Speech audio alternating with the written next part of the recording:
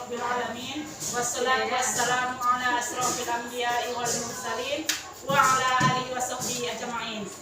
Yang pertama, puji syukur kita kehadirat Allah Subhanahu wa taala yang telah memberikan kita kesehatan, kesempatan sehingga kita dapat berkumpul dalam rangka belajar di kelas yang kita cinta ini. Kemudian langkah yang kedua kalinya, selawat beriringan salam tak bosannya kita sampaikan ke junjungan Nabi kita besar Muhammad Sallallahu Alaihi Wasallam yang kami hormati selaku Bapak Ibu guru semuanya, dan juga kepada Bapak Henry Supriyadi selaku narasumber dalam untuk menyelenggarakan praktik baik untuk melaksanakan atau untuk membentuk komunitas belajar kita di SD 086 dalam bidang ini. Dan tidak saya perpanjang lagi mukadimahnya, maka untuk kesempatan ini kami persilakan kepada narasumber kita Bapak Henry Supriyadi SPD untuk memaparkan tentang budaya positif yang akan kita terapkan di SD 086 dalam bidang ini. Kepada Bapak Henry Supriyadi kami persilakan dengan hormat. Terima kasih kepada Ibu Moderator yang telah memberikan kesempatan kepada saya selaku narasumber dalam berbagi praktik baik tentang budaya positif di sekolah kita ini, yaitu SD Negeri 086 dalam bidang. Jadi pertama-tama Bapak Ibu, di sini kita semuanya belajar ya Bapak Ibu ya. Di sini saya bukan untuk mengajari, tapi di sini kita saling belajar. Ya. Jadi di sini untuk mempersingkat waktu, saya mulai akan memaparkan tentang budaya positif kepada rekan sejawat di SD Negeri 086 dalam bidang. Ya, karena budaya positif ini Bu sangat bagus untuk kita laksanakan di sekolah kita. Di sini kita biar lebih jelas, di sini kita jelaskan bagaimana apa itu budaya positif. Budaya positif merupakan nilai-nilai, keyakinan-keyakinan dan kebiasaan-kebiasaan di sekolah yang berpihak pada murid agar murid dapat berkembang menjadi pribadi yang kritis, penuh hormat dan bertanggung jawab.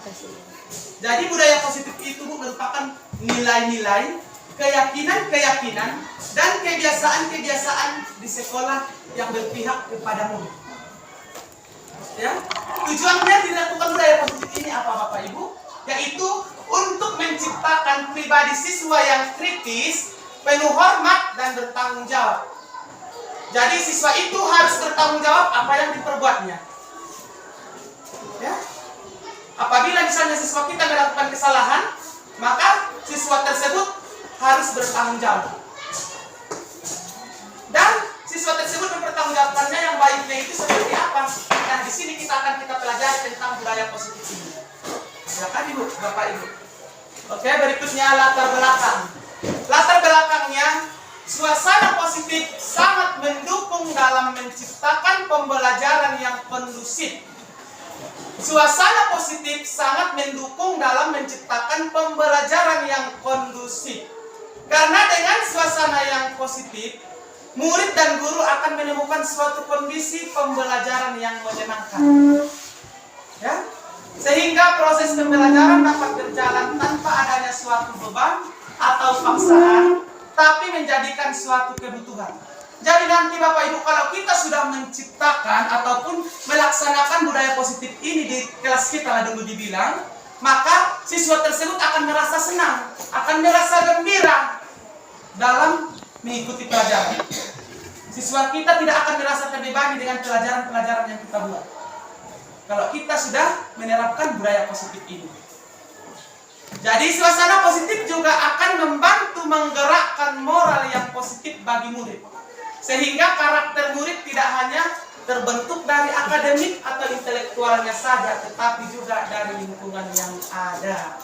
Jadi Bu, dengan budaya positif ini, siswa kita tidak hanya berperan aktif dalam intelektual ataupun terbentuk dari akademiknya saja, tapi nanti terbentuk karena kepribadian yang positif dengan diadakannya nanti budaya positif ini.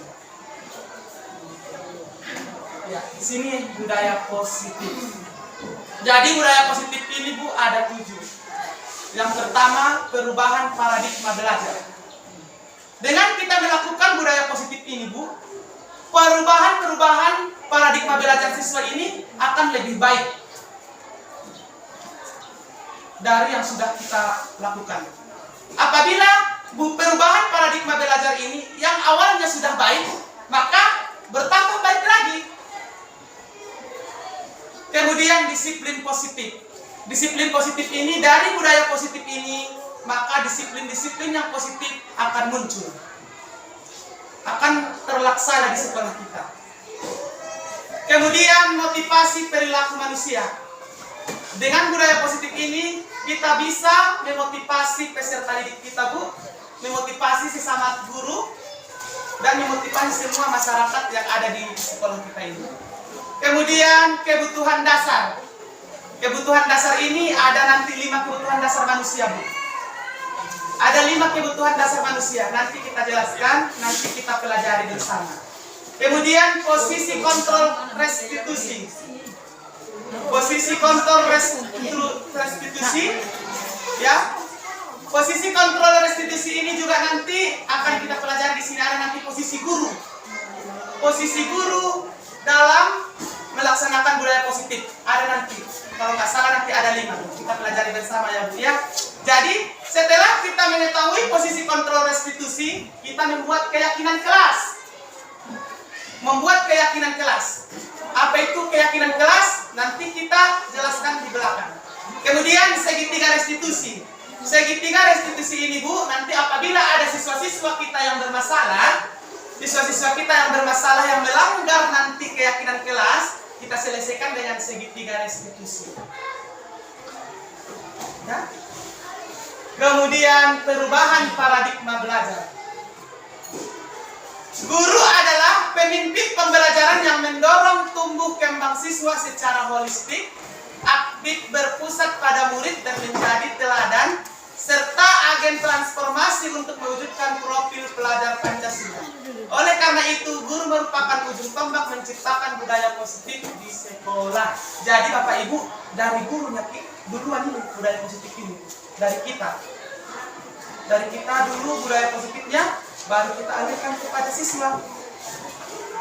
Dengan adanya budaya-budaya positif ini, maka namanya budaya ya Bu ya. Jadi nanti akan mendarah daging kepada siswa kita, sehingga menciptakan nanti terwujudnya profil pelajar Pancasila.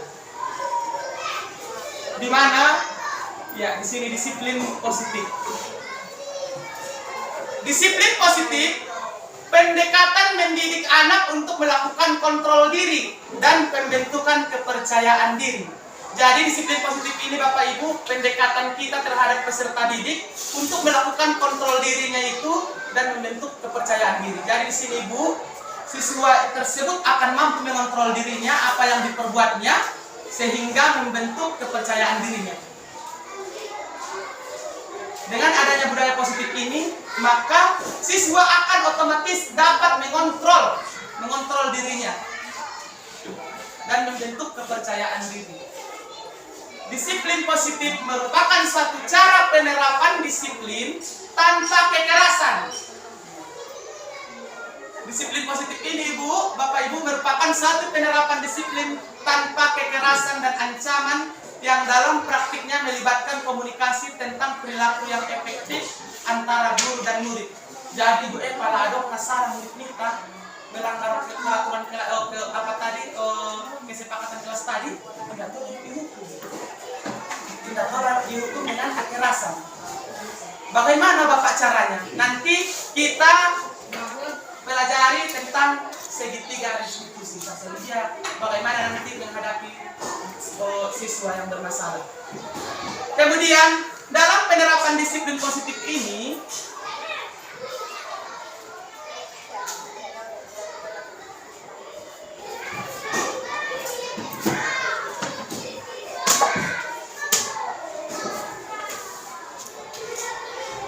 ya saya lanjutkan.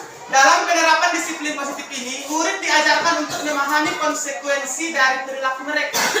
Selain itu, disiplin positif juga mengajarkan murid bertanggung jawab serta memiliki rasa hormat dalam berinteraksi dengan lingkungannya.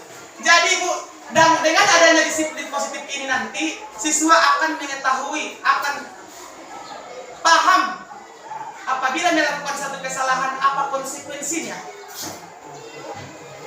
Apa konsekuensinya dari berpusat nanti kita dari kesepakatan kelas. Kemudian dengan siswa memahami konsekuensi dari perilakunya yang dilakukan itu, maka siswa tersebut kita ajarkan untuk bertanggung jawab terkait konsekuensi yang diterimanya. Kemudian disiplin positif merupakan salah satu cara penerapan disiplin yang bertujuan untuk menumbuhkan kesadaran serta memberdayakan murid untuk melakukan sesuatu tanpa imbalan, ancaman maupun hukuman. Jadi Bapak Ibu, kalau ada murid kita yang baik, yang pintar, yang rajin, sebenarnya tidak boleh kita kasih imbalan dalam berupa bentuk barang ya Bapak Ibu ya, misalnya baik itu duit, buku atau segala itu. Tapi kita kasih motivasi. Sehingga dengan melakukan motivasi tersebut, maka akan keluar dari dirinya sendiri, dari diri sendiri. Akan termotivasi dari diri sendiri. Jangan dari luar. Karena kalau sudah motivasinya itu dari dalam diri sendiri itu akan berlanjut Ibu, akan berkelanjutan. Dalam diri siswa tersebut akan berkelanjutan perilakunya itu yang baik itu. Kemudian inilah Bu profil pelajar Pancasila ini, tujuan kita yang utama yaitu mewujudkan siswa yang berprofil pelajar Pancasila, di mana profil pelajar Pancasila itu beriman, bertakwa pada Tuhan Yang Maha Esa dan berakhlak mulia, berkebinekaan global, bergotong royong, kreatif, bernalar kritis dan mandiri.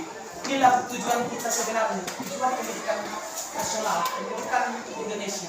Tujuannya itu profil untuk menciptakan atau mewujudkan profil pelajar Pancasila, yaitu mewujudkan siswa yang beriman, bertakwa pada Tuhan Yang Maha Esa dan berakhlak mulia, mewujudkan siswa yang berkebinekaan global, mewujudkan siswa yang bergotong royong, mewujudkan siswa yang kreatif, mewujudkan siswa yang bernalar kritis, dan mewujudkan siswa untuk mandiri.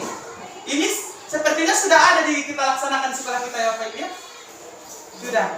Kalau contohnya yang beriman, bertakwa pada Tuhan Yang Maha Esa dan berakhlak mulia, dia sholat berjamaah, dia sholat berjamaah subuh, sholat duha, sholawatan, yasinan. Ini sudah ada di sekolah kita ya kan bagi Bapak Ibu. Sekarang yang berkebinekaan global, apa contohnya Bu di sekolah kita? Beda suku.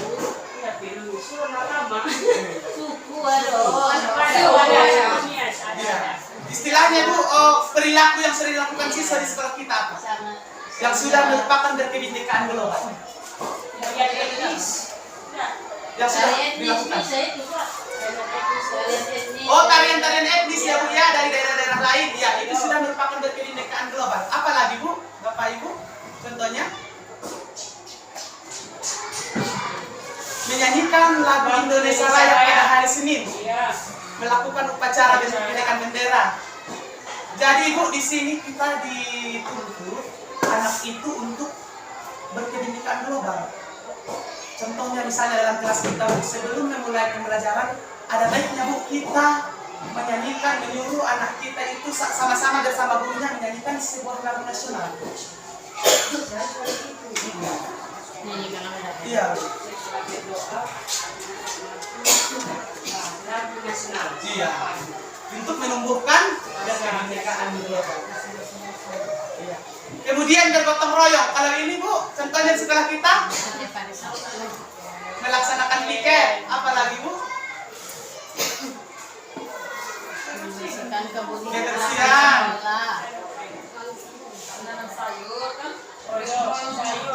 Iya, bergotong royong menanam sayur. Iya, betul. Tambahnya tadi yang berkebinekaan global itu mengikuti acara-acara 17-an seperti defile, drum band, karnaval dan lain sebagainya. Kemudian kreatif. Di kelas kita, Bu. Di kelas. Yang menciptakan, ini sudah termasuk P5 ini, Bu. Produk P5. Pelajaran P5, produk. Ya. Oke, kemudian bernalar kritis dalam belajar. Ini biasanya bernalar kritis ini di kelas kita masing-masing ya Bapak Ibu ya, misalnya dalam akademik tadi dibilang bagaimana kita mengasah anak kita, peserta didik kita untuk bernalar kritis. Dengan mengadakan budaya positif ini, Bu, misalnya contohnya dalam kesepakatan kelas harus melaksanakan atau mengerjakan tugas-tugas. Jadi dengan mengerjakan tugas-tugas ini, peserta didik akan bernalar kritis, berpikir bagaimana cara menyelesaikan permasalahan ataupun soal-soal tugas-tugas yang diberikan oleh guru. Kemudian mandiri. Mandiri Bapak Ibu contohnya.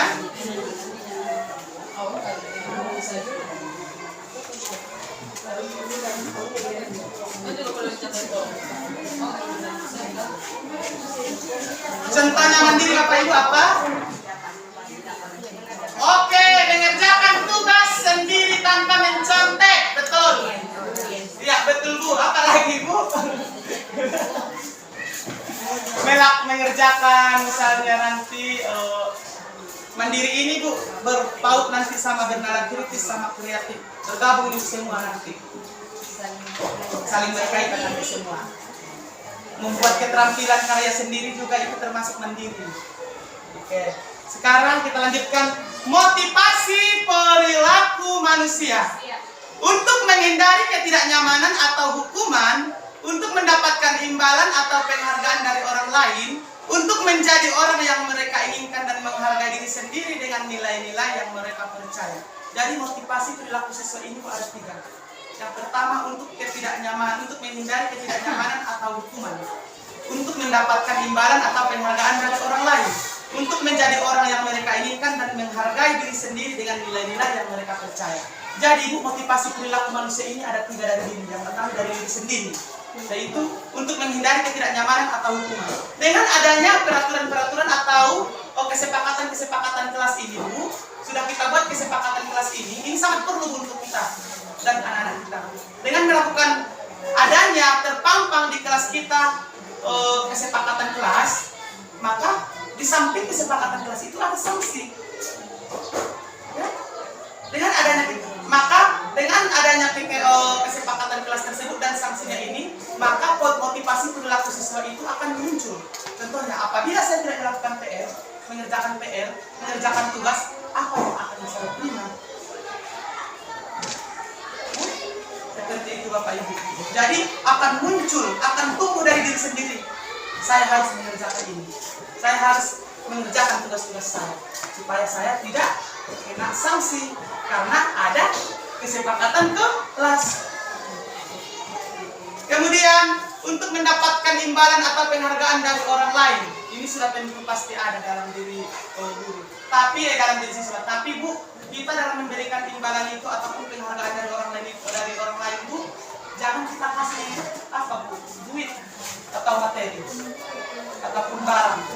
Kita tuntun, kita kasih motivasi supaya memperkuat motivasi yang ada dalam dirinya. Kemudian untuk menjadi orang yang mereka inginkan dan menghargai diri sendiri dengan nilai-nilai yang mereka percaya. Dengan adanya kesepakatan kelas tersebut, maka dia akan menghargai dirinya sendiri. Contohnya bagaimana menghargai diri sendiri? Melakukan hal-hal yang baik.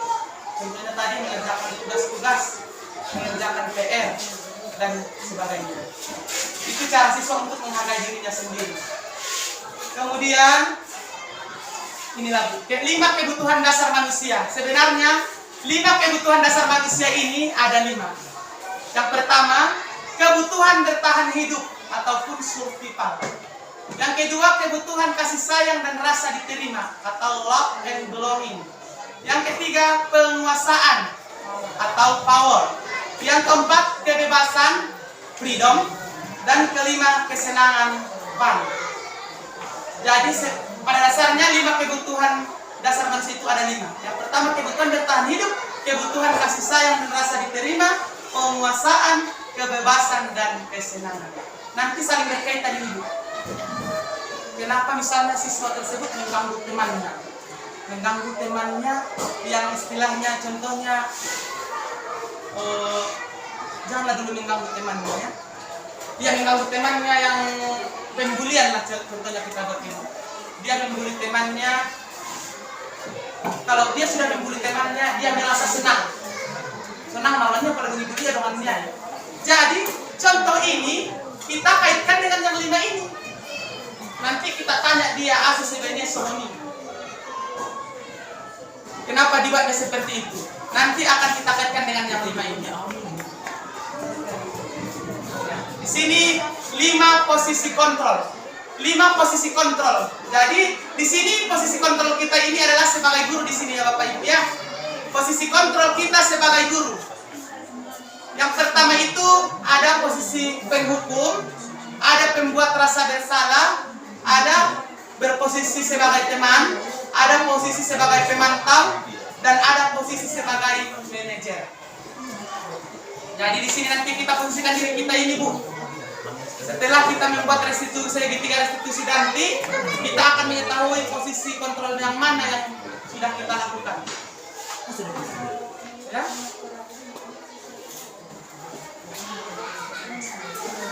Di sini penghukum.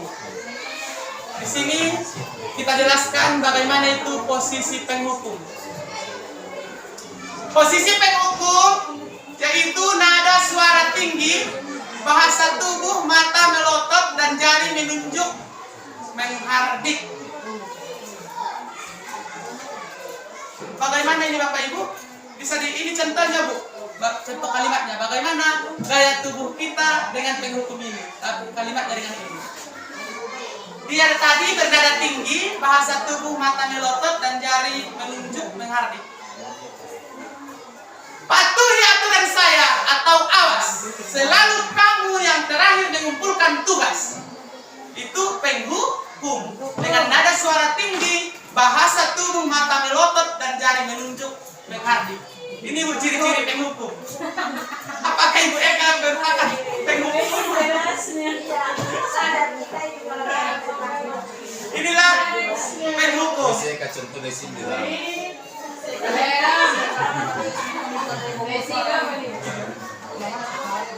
Inilah ciri-ciri penghukum. Nada suara tinggi, bahasa tubuh, mata melotot, dan jari menunjuk, menghardik. Ini contohnya. Patuhi aturan saya atau awas. Selalu kamu yang terakhir mengumpul tugas. Mata melotot, suara tinggi, menunjuk, menghardik. Itulah ciri-ciri penghukum. Kemudian yang kedua, pembuat rasa bersalah. Nada suara melemas, halus sedih, bahasa tubuh merapat pada anak lesu. Contohnya bagaimana menyentuhkan ini? Siapa yang bisa mencoba Ibu Eni? Nada suara melemas, halus sedih, bahasa tubuh merapat pada anak lesu. Bahasanya ini Bu. Bisa contohkan Ibu?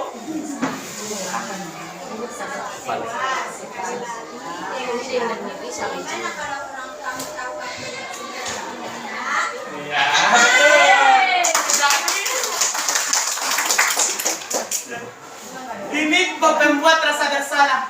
Bapak sangat kecewa sekali denganmu. Bagaimana kalau orang tua tahu kamu berseperti ini, nak? Jadi dengan nada seperti ini, dengan kalimat yang seperti ini, akan muncul dari diri siswa itu, maka dia akan merasa bersalah. Maka dia mengingat orang tuanya, apalagi orang tuanya istilahnya dalam perekonomian yang menengah ke bawah ya. Siswa tersebut akan mampu berpikir bagaimana orang tuanya mencari nafkah, mencari uang sekolahnya, ya kan? Inilah contoh pembuat rasa bersalah. Kemudian teman, posisi teman. Nada suara ramah, akrab, dan bercanda, bahasa tubuh merapat pada murid, mata dan senyum jenaka. Bagaimana ini contohnya? Bagaimana mempraktekkannya ini Bu? Ibu Elita bisa dicoba Bu?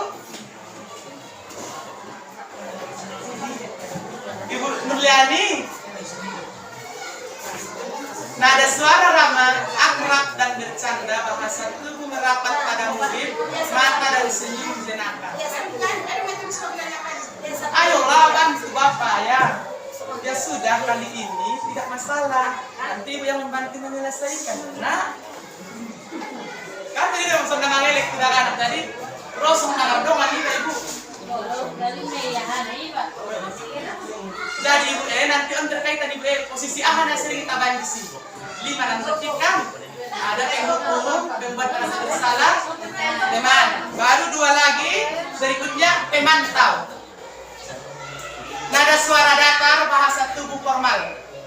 Apa yang telah kamu lakukan, sanksi atau konsekuensinya apa? Jadi ini bagaimana Bu pemantau ini? Nada suara datar, bahasa tubuh formal.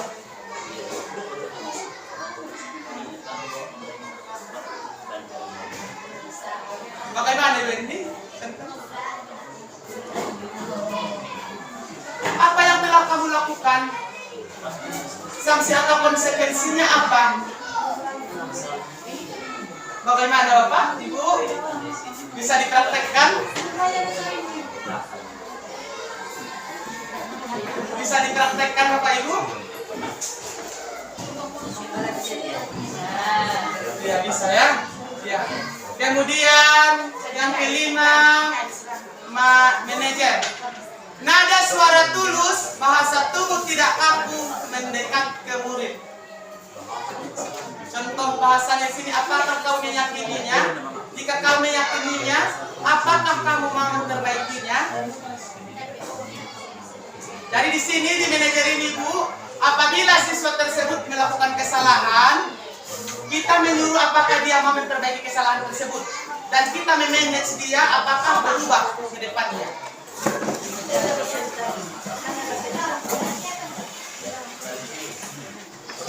Ya, ini langkah mewujudkan disiplin positif. Inilah Bu langkah-langkah mewujudkan disiplin positif. Yang pertama, membuat kesepakatan kelas bentuk kontrak belajar yang berlaku untuk siswa dan guru. Kemudian kita membuat bentuk keyakinan kelas.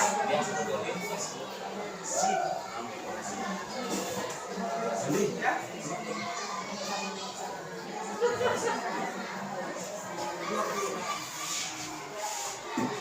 Ya Bapak Ibu, disinilah langkah mewujudkan disiplin positif, membuat kesepakatan kelas dan bentuk keyakinan kelasnya itu bagaimana. Jadi dalam membuat kesepakatan kelas Bapak Ibu, kita membuat catatan-catatan ataupun coretan-coretan dulu di papan tulis bersama siswa kita. Kita membuat kesepakatan kelas ini antara guru dengan murid ataupun siswa. Ya, ini Bu contohnya. Contoh keyakinan kelas 1. Setiap anggota kelas perlu belajar. Keyakinan kelas 1 ya contohnya. Yang kedua, setiap anggota kelas perlu senang. Setiap anggota kelas perlu melakukan kewajiban. Setiap anggota kelas perlu saling menghargai. Setiap anggota kelas perlu merasa aman. Itulah contoh keyakinan kelas untuk kelas 1 ya Bapak Ibu. Sekarang contoh keyakinan kelas untuk kelas 4. Di sini saya buat untuk kelas rendah 1, untuk kelas tinggi 1. Selalu bersifat positif, bersikap positif. Senantiasa menjadi terbaik, percaya dan menghormati orang lain serta barang miliknya. Berkomitmen terhadap setiap tugas, senantiasa membantu. Ini masih bisa kita tambah lagi Bu. Ini baru contoh yang saya buat. Bisa kita tambah lagi. Misalnya tentang membuat PR. Kita buat nanti budaya contoh keyakinan kelasnya tentang PR atau tugas.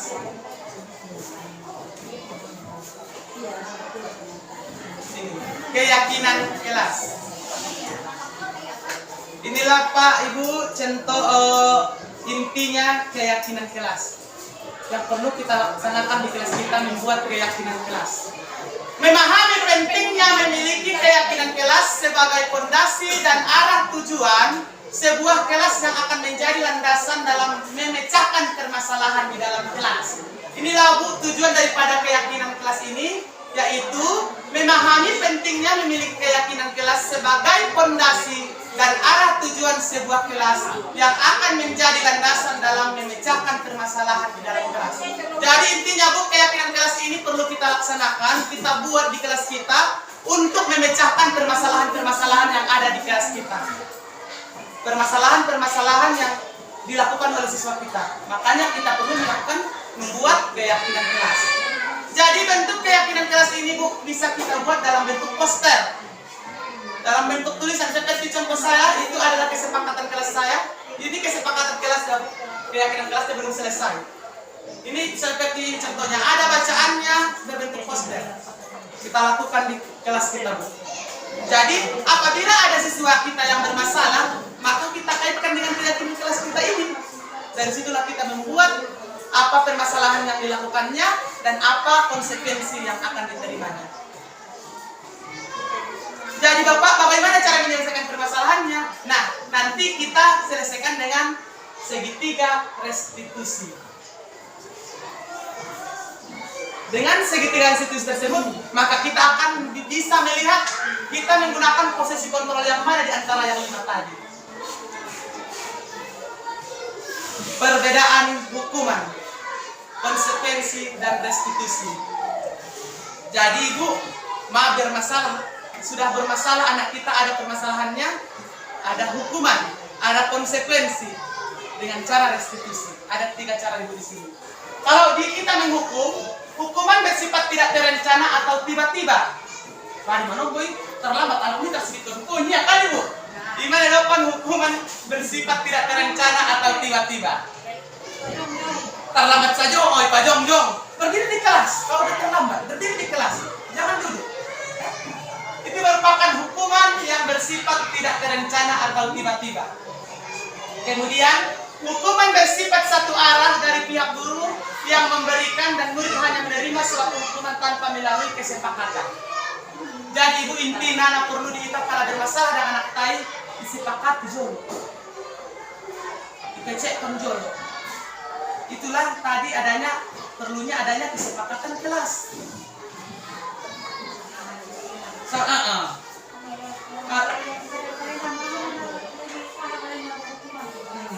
Harus ada kesepakatan kelas yang kita buat di kelas kita.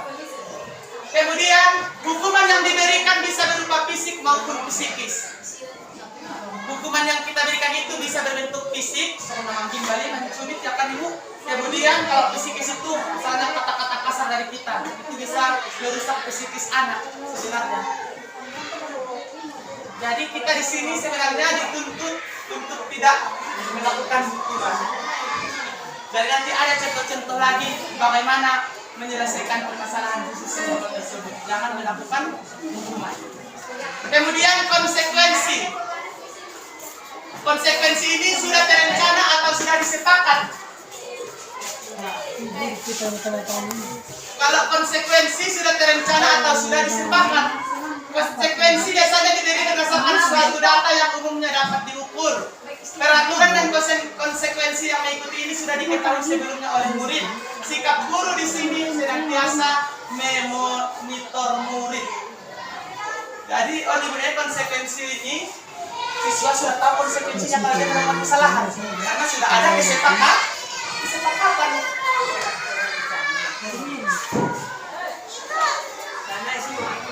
Kemudian restitusi, proses menciptakan kondisi bagi murid untuk memperbaiki kesalahan mereka sehingga mereka bisa kembali pada kelompok mereka dengan karakter yang lebih kuat.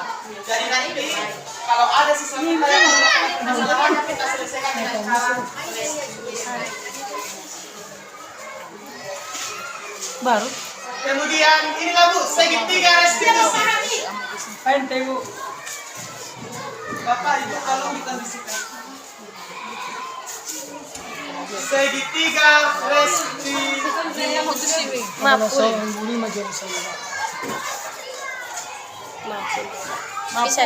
Bisa repe, tapi mau mulai pul.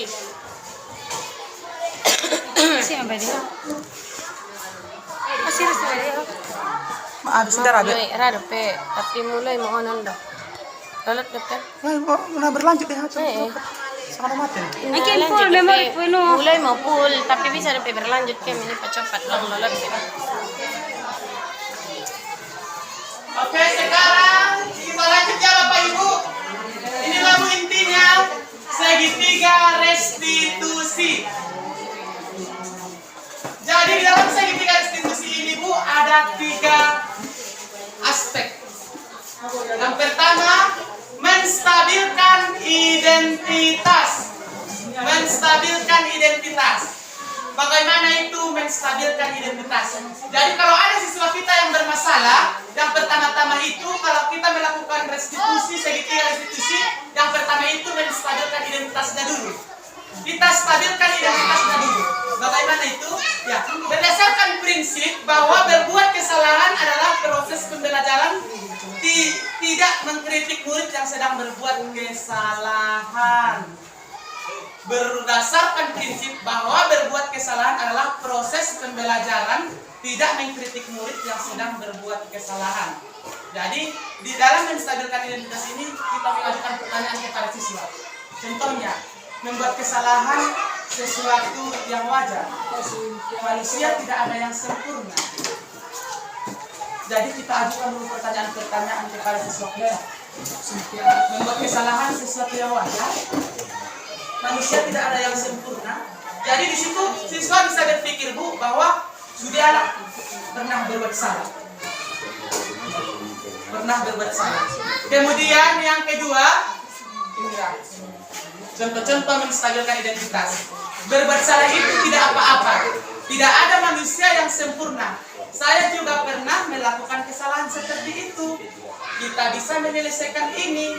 Bapak Ibu tidak tertarik mencari siapa yang salah, tapi Bapak Ibu ingin mencari solusi dari permasalahan ini.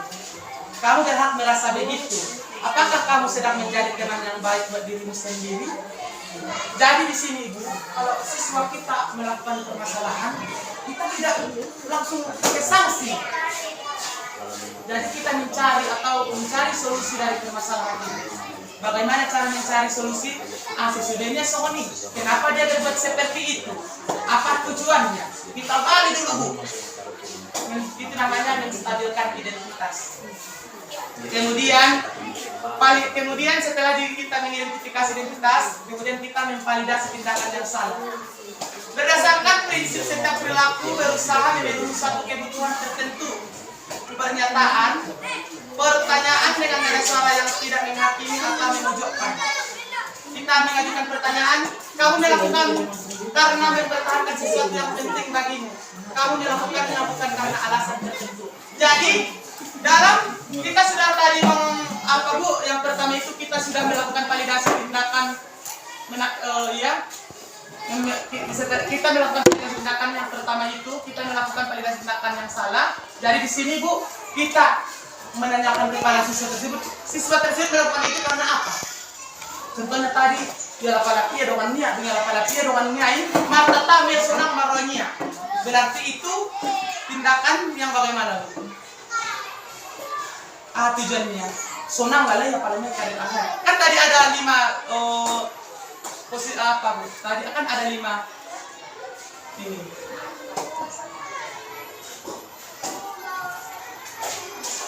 Ini kebutuhan dasar manusia. Baru dia tahu keson. Lakuannya kenapa dia melakukan itu?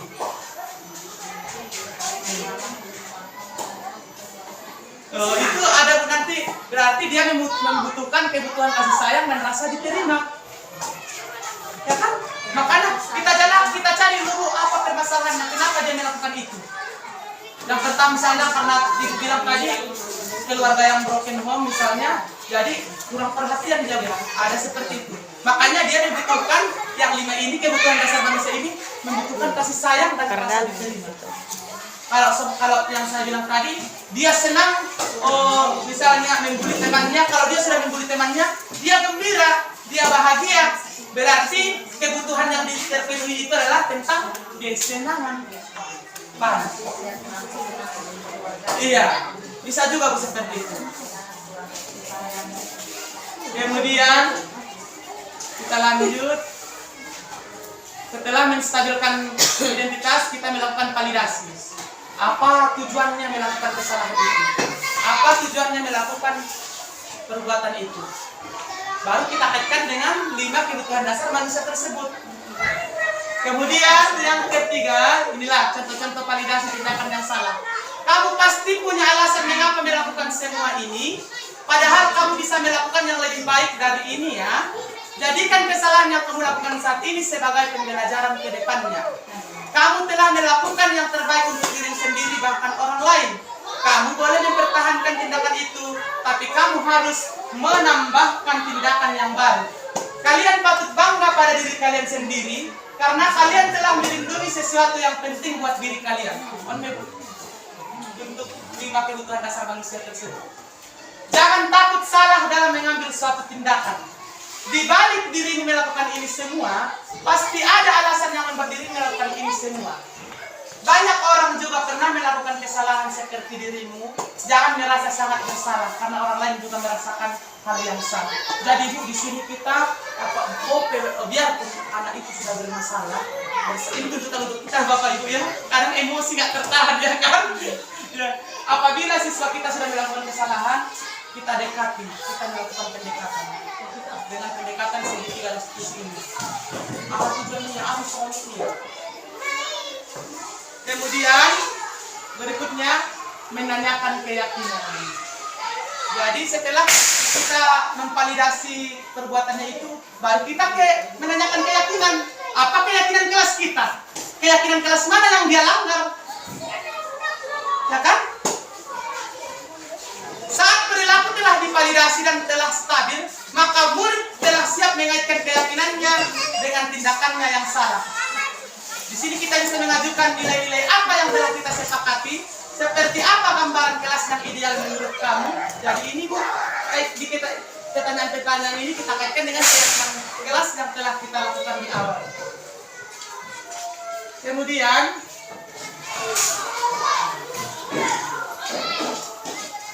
hal-hal yang perlu diperhatikan dalam segitiga restitusi.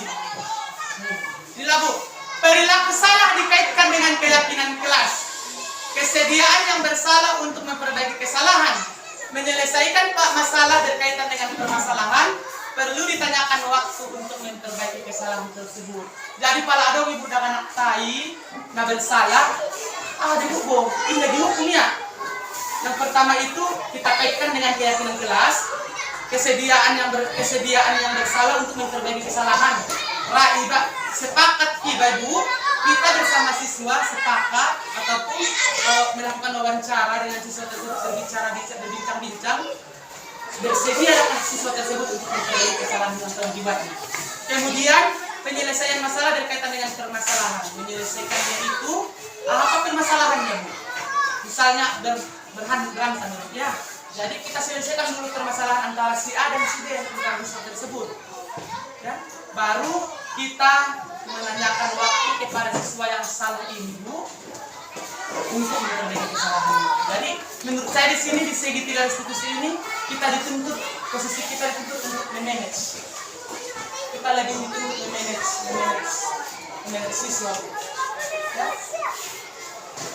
Kemudian ya sampai di situ. Terima kasih guru bergerak Indonesia maju. Pada bergerak kita Ibu maju Indonesia. Sama-sama bergerak ya kan Bapak Ibu. Makanya kita lagi bergerak. Ada lagunya Bapak. Belum Ada Ibu. Ya, ice breaking. Oke. Kita tepuk P5 ya Bapak Ibu ya. Ice breaking. Siap-siap Bapak Ibu? Iya. Tepuk P5. Project penguatan profil pelajar Pancasila. Diulang sekali lagi ya. Tepuk P5. Project penguatan profil pelajar Pancasila. Itulah materi ataupun pembahasan kita pada hari ini. Kepada Bapak Ibu yang istilahnya yang mau memberikan tambahan, masukan, baik pun pertanyaan, kita persilahkan Bapak Ibu. Senek.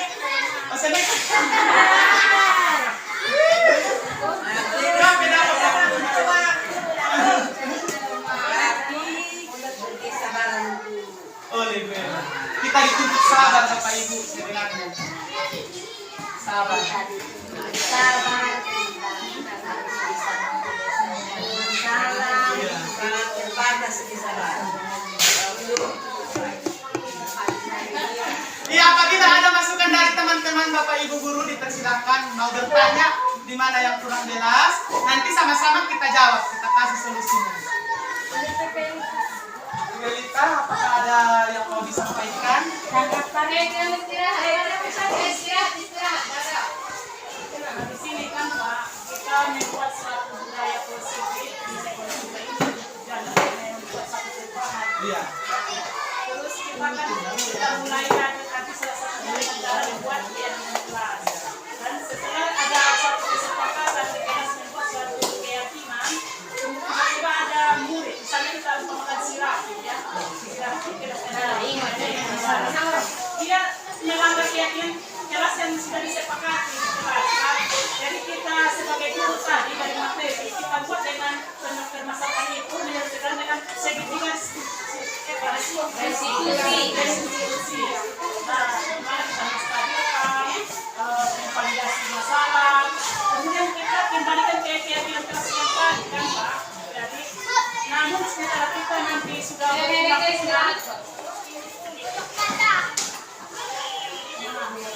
kita kembali nanti kita misalnya sebagai guru kita apa sih kebutuhan mendasar dari sirapi ini misalnya kan dia datang ke sekolah tidak ada mata uangnya misalnya belajar hanya untuk hanya menjauh-jauh sama guru semua di situ tapi setiap hari kita misalnya melakukan restitusi itu sehingga itu terulang kembali terulang terus tidak ada serangga. Nah, bagaimana itu Pak? Terima kasih kepada Ibu Elita, jawabannya pertanyaan yang sangat menarik dan sangat bagus sekali ya Bapak Ibu ya. Jadi di sini Bu, Bapak Ibu, saya pertegaskan kalau misalnya siswa kita ini sudah melakukan kesalahan-kesalahan ataupun dengan sengaja dia melanggar keyakinan-keyakinan kelas yang kita buat. Jadi sudah kita melakukan mencari solusi dengan menggunakan segitiga restitusi. Tapi masih saja tidak ada perubahan. Tidak ada perubahan tetap melakukan itu. Jadi di sini kita mencari membuat suatu konfirmasi kepada kepala sekolah yang pertama dulu. Ini kan tentang keyakinan kelas kita dulu ya kan. Baru nanti ada tahapannya sebenarnya materinya ini sebenarnya kan. Cuman di sini kita dituntut untuk membuat keyakinan kelas dulu di kelas kita pertama. Itu yang di sini. Nah jadi nanti ya nggak apa-apa saya sambung ke materi setelah ini ya Bu ya. Punya materi nanti entah ada kesempatan kita lagi kita sambungkan ke sana. Tapi saya kasih sedikit penjelasan. Apabila sudah terjadi seperti ini Bu, kita konfirmasi kepada kepala sekolah atau kepada kepala sekolah di sekolah kita. Bagaimana solusinya dari kepala sekolah? Baik itu nanti misalnya ada solusinya dipanggil orang tua. Ya. Intinya apabila kita istilahnya sudah membuat mencari masalah itu dengan segitiga restitusi seperti kita dengan siswa, tapi tidak mau berubah, maka kita perlu berhubungan dengan masyarakat, yaitu orang tua siswa. Di sinilah nanti kita bisa membuat entah perjanjian mau berubah jadi seperti ini, dikasih kesempatan kepada siswa apakah dia berubah, tapi dengan catatan orang tua kita undang di sekolah kita. Ya, tapi kalau memang istilahnya kalau sudah seperti itu, kalau sudah tidak mau diurus lagi, sudah dipanggil orang tua, sudah dibuat perjanjian masih melakukan itu, maka kita bisa mengeluarkan siswa. Tapi dengan catatan harus diketahui oleh orang tua. Kita tidak boleh mengeluarkan siswa itu dari sekolah dengan cara sepihak. Tapi kita harus konfirmasi kepada keluarga siswa tersebut. Bagaimana Ibu Elita? Terima kasih Ibu. Apakah ada lagi dari teman-teman atau kawan-kawan yang lain, Bapak Ibu guru? Boleh Pak Bapak Ibu yang mau memberikan masukan ataupun tambahan?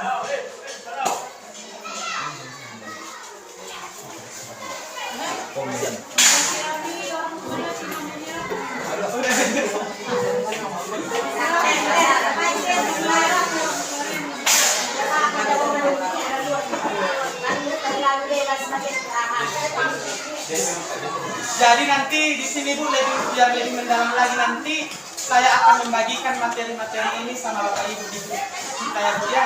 Di grup ada nanti grup kita, grup yang baru namanya apa namanya di grup kita itu komunitas belajar SDM mudah-mudahan nanti komunitas belajar kita ini tervalidasi dan nanti kita bisa melakukan sosialisasi ataupun tentang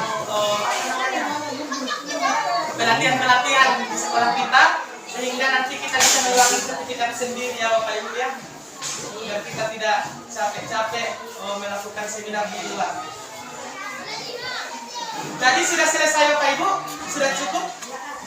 Sudah cukup Bapak Ibu? Ya, alhamdulillah.